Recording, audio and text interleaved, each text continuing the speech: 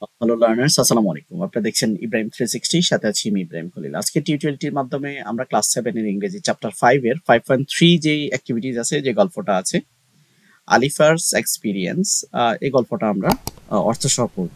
চলুন শুরু করা যাক। মাই বার্থডে সারপ্রাইজ, আমার জন্মদিনের আশ্চর্যজনক কি উপহার বা অদ্ভুত তথ্য আমার জন্মদিনের। Last Friday was my birthday, গত শুক্রবারে আমার জন্মদিন ছিল। ফ্রম মিডনাইট, মধ্যরাত থেকে I was waiting for the wishes of my best friend Pushpa, Shubha, Tanha and মৃত্তিকা। আমার যে ঘনিষ্ঠ বন্ধু আছে তাদের উইশের অপেক্ষায় ছিলাম। But nobody called or wished me, কিন্তু কেউ আমাকে কি করে নাই, ডাকেও নাই, ফোনও করে নাই, উইশও করে নাই। With a heavy heart I went to bed, আমি খুব কষ্ট নিয়ে, আমি ব্যথিত হৃদয় নিয়ে ঘুমাইতে গিয়েছিলাম।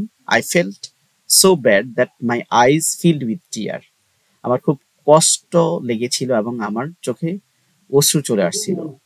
The next morning I got a message from Pushpa, পরের দিন সকালে আমি আমার বন্ধু পুষ্প থেকে একটা মেসেজ পেয়েছি যে please stop at my house on the way to school, স্কুলে যাওয়ার পথে আমার বাসায় তুমি একটু দাঁড়াবে অথবা আসবে। I will go with you, আমি তোমার সাথে যাব। The message made it clear that everyone forget my birthday, এই মেসেজটা পেয়ে আমি বুঝতে পেরেছি যে সবাই মনে হয় আমার বার্থডেটা ভুলে গিয়েছে, আমার জন্মদিনের কথা ভুলে গিয়েছে।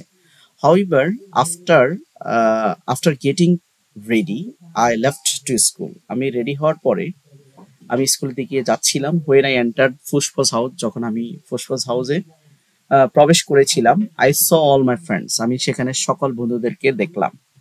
And they hugged and wished me, তারা আমাকে জড়িয়ে ধরলো এবং আমাকে উইশ করলো, সেইং হ্যাপি বার্থডে বলে। I cut my birthday cake, আমি আমার বার্থডে কেক কেটেছি। And had a lot of fun, ওখানে অনেক মজা হয়েছে।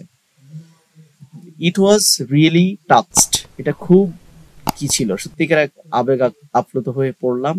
খুব একটা আনন্দদায়ক বিষয় ছিল। This great moment turned my birthday into a special day, আর এই মুহূর্তটি আমার জন্মদিনকে একটি বিশেষ দিনে